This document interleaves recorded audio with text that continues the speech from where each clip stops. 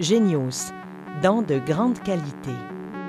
Les prothèses dentaires Genios viennent d'établir un nouveau standard de fonctionnalité. Cette vidéo présente 3 techniques d'occlusion servant à installer les dents postérieures. Installation des dents antérieures. Lorsque les modèles sont articulés avec des boudins de cire, il est important de marquer correctement la taille et la forme du boudin de cire ainsi que sa position dans la bouche du patient afin de transférer la bonne information à l'articulateur. Ainsi, il est davantage facile de placer les dents antérieures du haut dans la position déterminée par le boudin du maxillaire. Ensuite, la position du boudin de cire du haut doit être enregistrée le plus précisément possible en le dupliquant avec du mastic positionné sur le modèle du bas. De cette façon, la position exacte des dents antérieures du haut sera nécessairement en rapport avec la mandibule. La position de l'incisif des dents du maxillaire et celle de la ligne de centre sont indiquées sur le mastic. Bien entendu, commencez par placer les dents centrales du haut. Il est important de suivre la ligne dessinée sur le boudin inférieur, car elle indique les positions antérieures ou postérieures des dents du maxillaire. Le milieu détermine le centre de la face. Il est très souvent le point de jonction du centre de la lèvre supérieure. Dans la plupart des cas, il vaut mieux y placer le centre des dents antérieures du haut. Normalement, les dents latérales devraient être placées dans un angle antéro-postérieur d'environ 3 degrés et être légèrement inclinées vers le côté sur lequel elles sont placées. En général, ces dents donnent une apparence naturelle à la prothèse. L'incisif mésial peut être placé en avant ou en arrière des faces distales des dents centrales. La forme ronde des dents Genios permet de les positionner facilement de cette façon. Voyons la dent latérale numéro 12. Son incisif mésial est derrière la face distale de la dent numéro 11, ce qui ne nous empêche pas d'effectuer nos routines.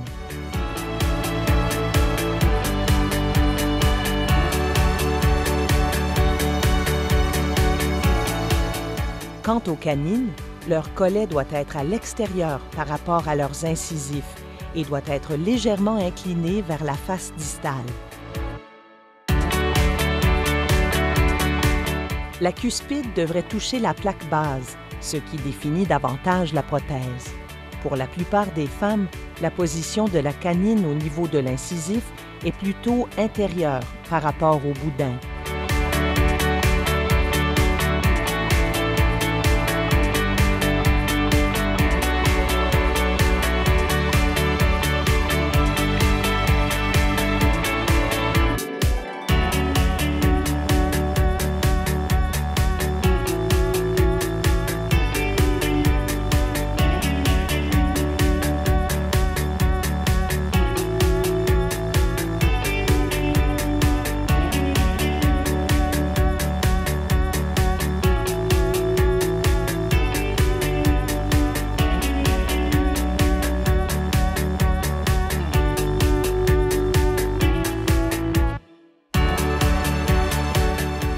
Quant aux dents latérales, notez que l'incisif mésial de la dent numéro 12 est lingualisé, tandis que pour la dent numéro 22, il est buccalisé. Les dents antérieures du haut ont une délimitation très visible et naturelle. La surface, la translucidité et le dégradé de couleur de la dent ont une morphologie qui leur confère un aspect totalement naturel. Nous en sommes donc à l'installation de la première prémolaire, que nous utiliserons comme modèle pour les dents postérieures.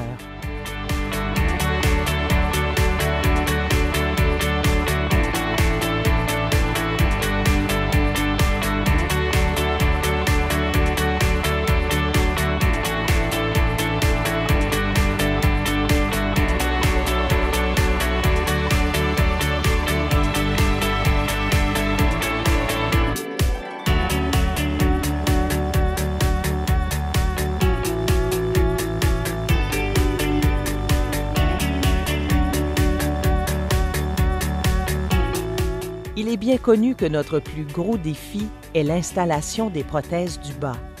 Contrairement à celles du haut, il n'y a pas de succion et les crêtes alvéolaires sont souvent trop petites pour garder les prothèses en place.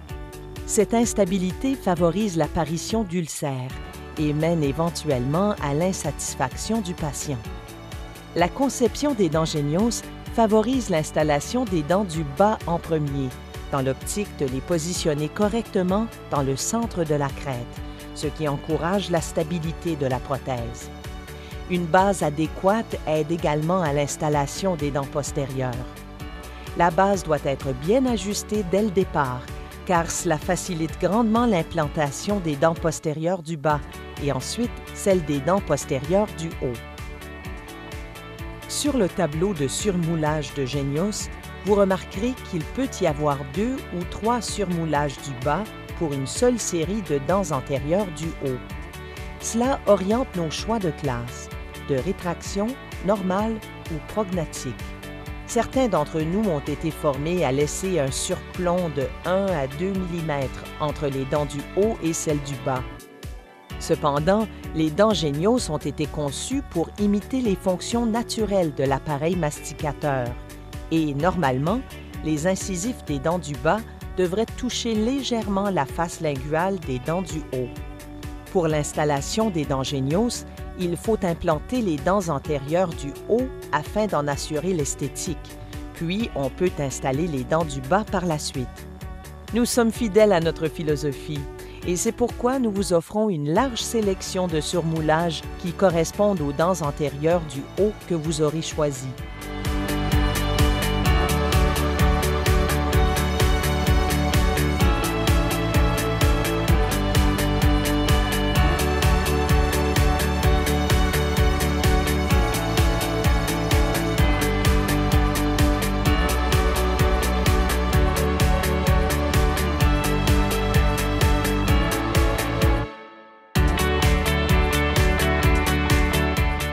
L'influence de la dent numéro 12 sur la dent numéro 42 est clairement visible.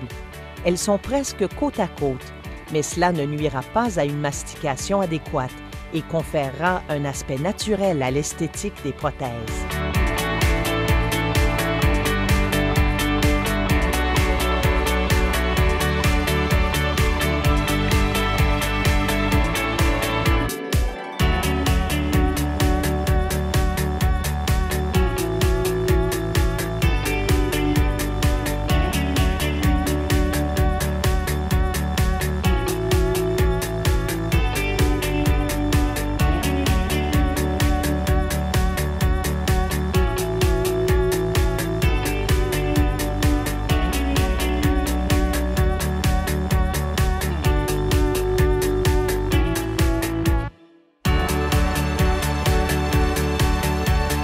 Observez la position de la première prémolaire du bas en rapport avec la première prémolaire du haut. La cuspide inférieure est à la mésiale de la première prémolaire du haut et à la face distale de la canine.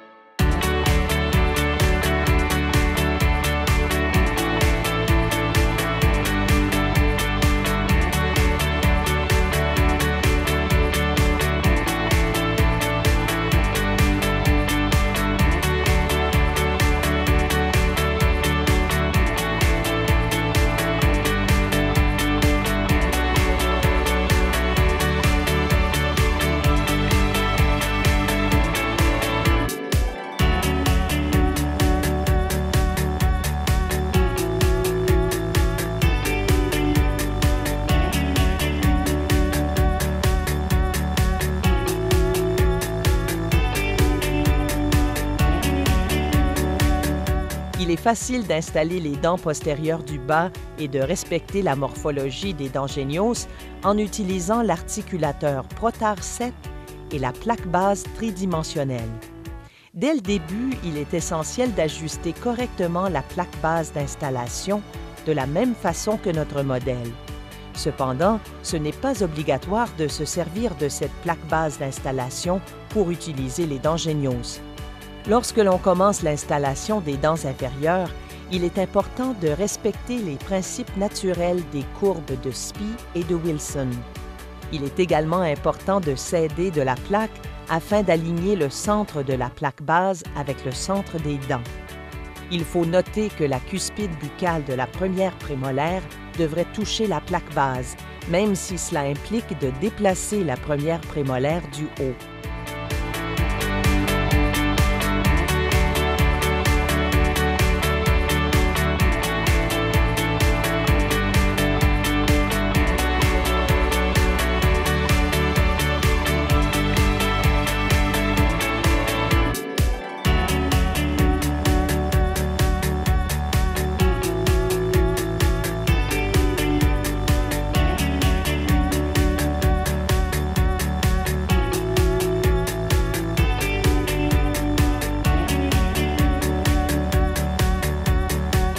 Dans la région de la deuxième prémolaire, les cuspides buccales et linguales doivent toucher à la plaque base d'installation.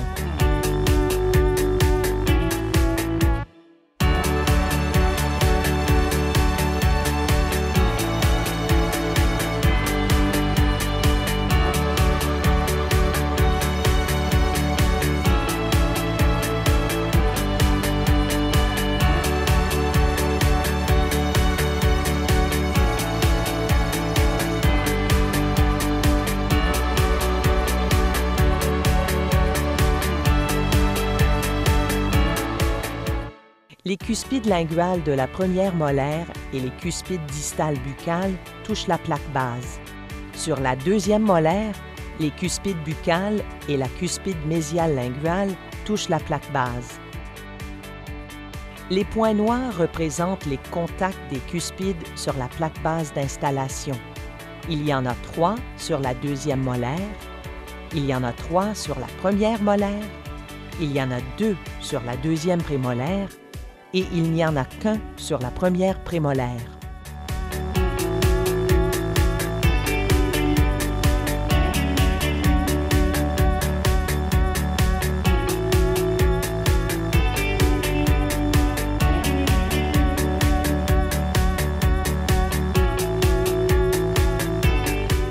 Occlusion normale.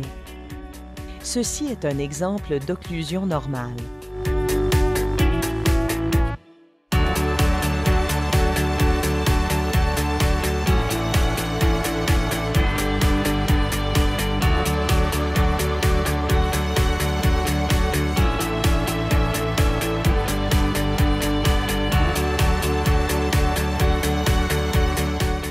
Installation de la première molaire.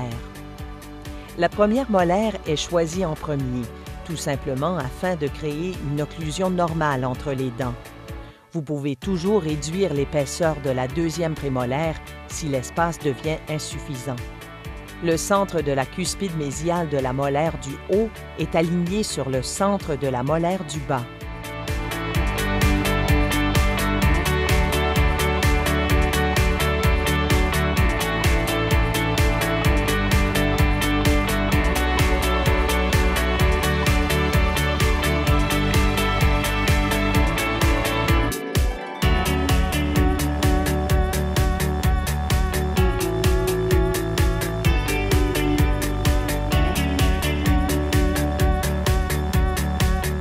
S'il n'y a pas assez d'espace pour la deuxième prémolaire du haut, vous pouvez meuler les faces mésiales et distales de la dent afin de pouvoir l'insérer.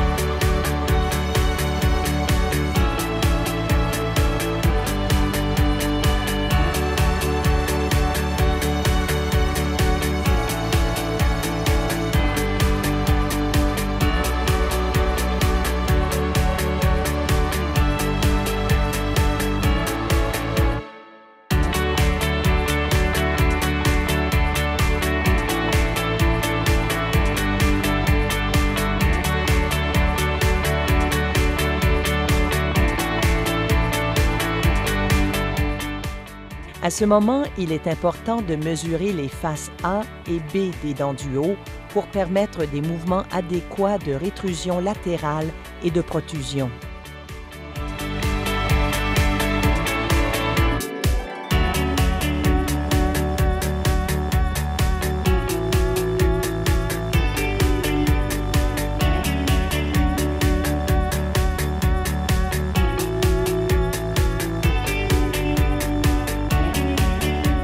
Regardez la position des cuspides des dents supérieures par rapport à celle des dents inférieures.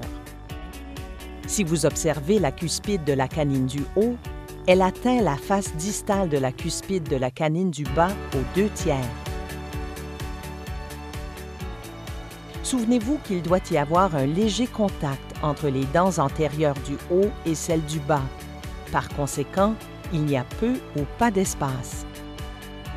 Occlusion croisée. La cuspide de la deuxième prémolaire du haut est pratiquement côte à côte avec les prémolaires du bas.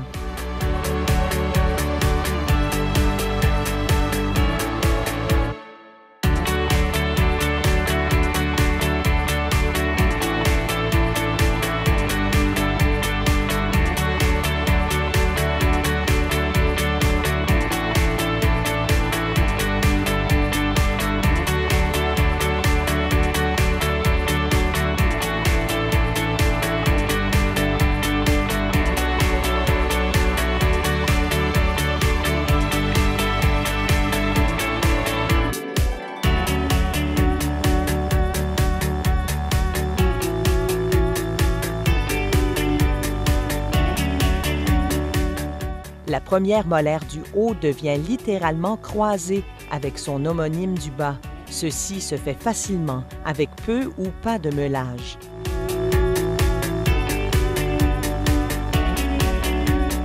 La deuxième molaire du haut doit être positionnée de la même façon.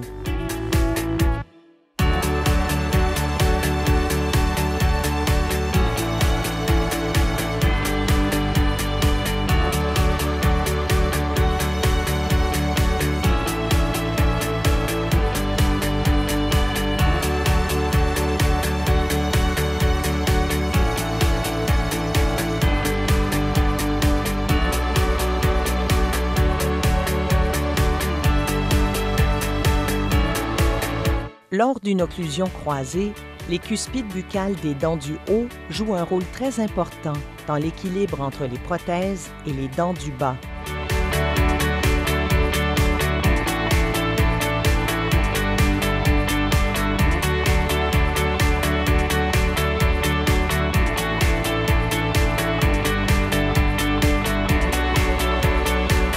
Selon l'intercuspation des dents du bas, vous pouvez meuler à peine les cuspides des dents du haut.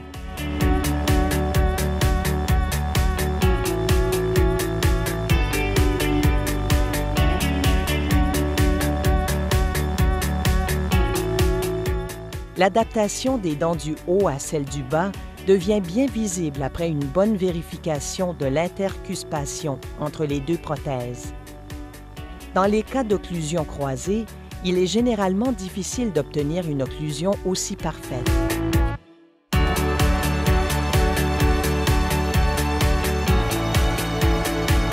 On doit se souvenir de buccaliser légèrement les cuspides buccales afin de permettre des mouvements latéraux des prothèses sans toutefois occasionner de contacts buccaux entre les cuspides.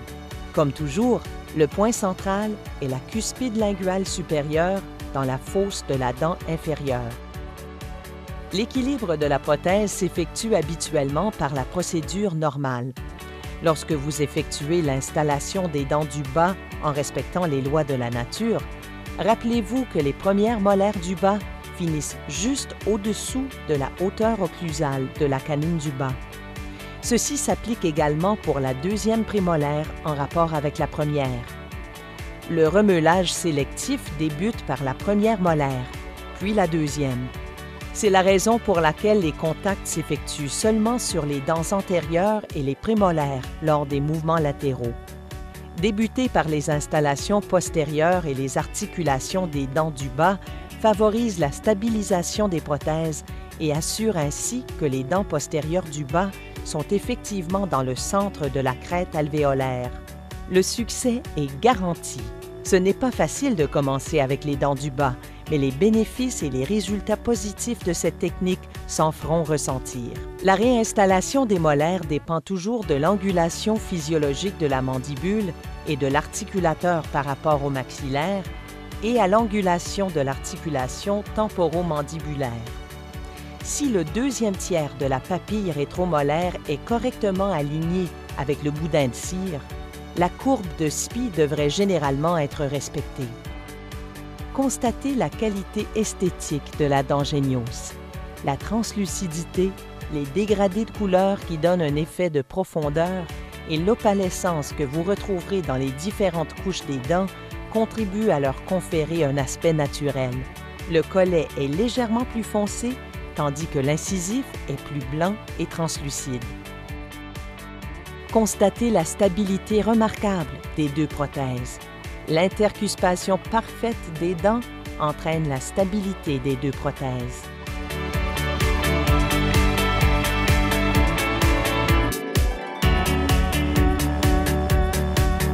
Les mouvements latéraux de protrusion ou d'occlusion sont toujours souples et serrés, mais leur principale qualité demeure la stabilité.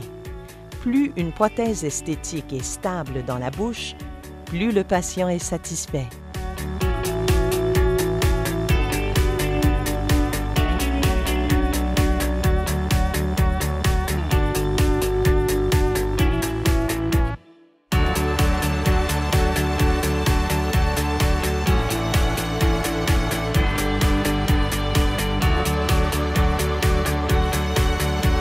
Occlusion lingualisée.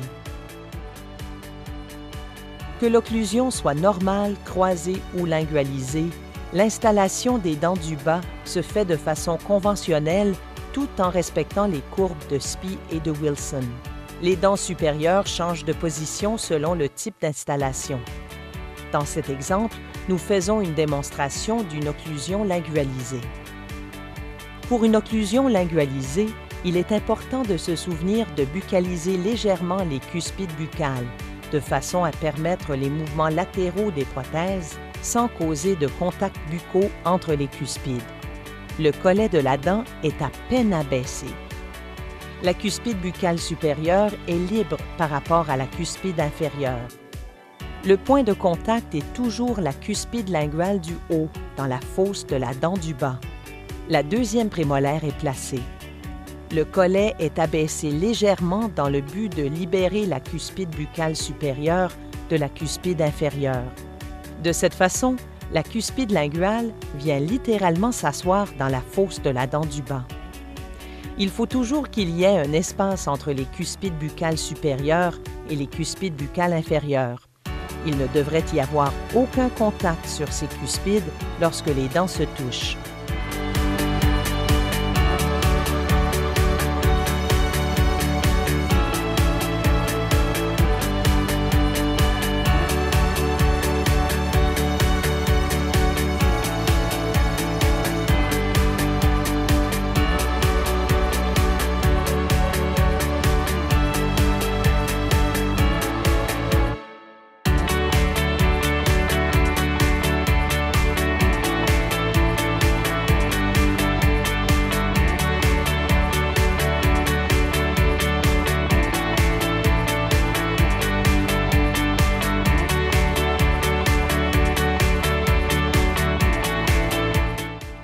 La deuxième molaire est placée de la même façon que la première molaire et les prémolaires. Il ne faut pas effectuer de contact en tripode dans une occlusion lingualisée, car la cuspide linguale du haut se retrouve toujours dans la fosse de la dent du bas. C'est le principe du pilon avec lequel on écrase les épices dans un bol.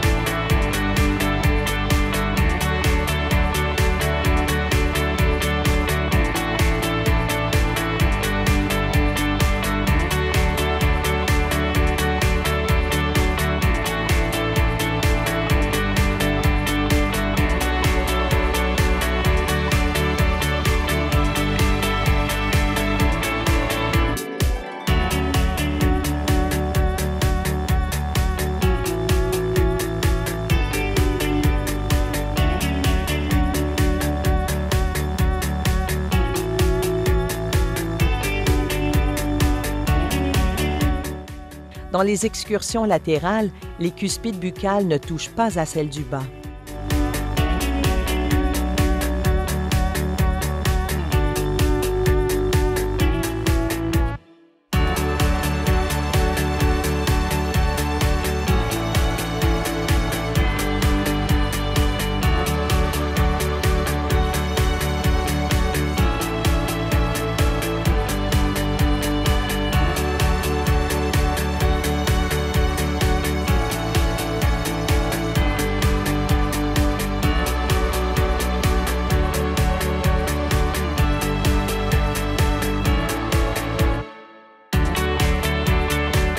C'est la cuspide linguale qui effectue toujours le contact lors de l'occlusion ou des excursions latérales.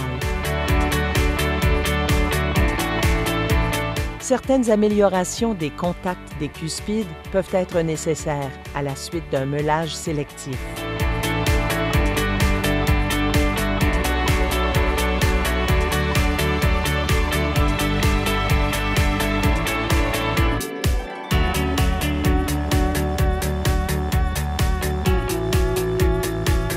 Toutefois, une occlusion lingualisée peut habituellement être accomplie sans trop de difficultés si la liberté de mouvement excursif exigée dans l'utilisation des dents postérieures génios est effectivement recréée. La conservation des teintes des dents génios. Est-ce que la couleur des dents génios reste la même après qu'elles aient été meulées? Regardez cette vidéo et vous découvrirez la vérité. Cette dent peut certainement être meulée, car elle ne perdra pas sa couleur et ne deviendra pas grisâtre en raison de sa translucidité. Dans cet exemple, la dent a été meulée 3 fois de plus que la normale. Elle ne perd pas du tout sa couleur naturelle, même lorsqu'on la compare à une autre dent de la même couleur. Remarquez l'épaisseur de la dent meulée ainsi que celle de la dent qui ne l'est pas. La couleur est restée la même.